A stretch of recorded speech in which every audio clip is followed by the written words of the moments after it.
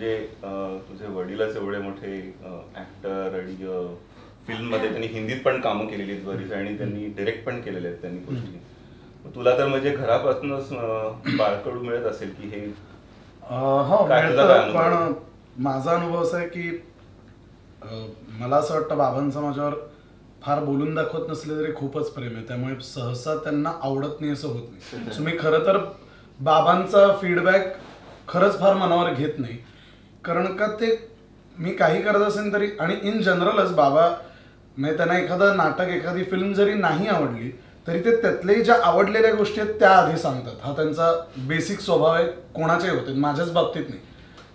पण म्हणजे त्यांचा स्वभाव आहे की ते पटकन वाईट बोलतच नाही, आणि माझ्या बाबतीत ते अधिक जास्त लागू होतं असं मला वाटतं. त्यामुळे मी त्यांचा फीडबॅक खरं तर फार मनावर घेते. म्हणजे मला डेफिनेटली हवं असतं, कारण त्यांच्याकडनं कन्स्ट्रक्टिव्ह 4 गोष्टी मिळतातच की इथे काय केलं तर अजून बेटर होऊ शकतं, अशा गोष्टी मिळतातच. पण मला वाटतं मी फार त्यांचा फीडबॅक की, कारण युजली ते कौतुक असतं आणि मग मी कधीच शुअर नसतो की ते पूर्ण खरं आहे. म्हणजे त्यांच्या बाजूने ते खरंच असतं, नाही मला माहिती असतं आतल्यात की नाही हे एवढं बरं नाही होतं, काहीतरी मिसिंग. ते खोटं नसतं, ते खरंच असतं, पण त्यांना चांगलंच दिसत असतं आणि त्यांना चांगलं सांगायला आवडतं.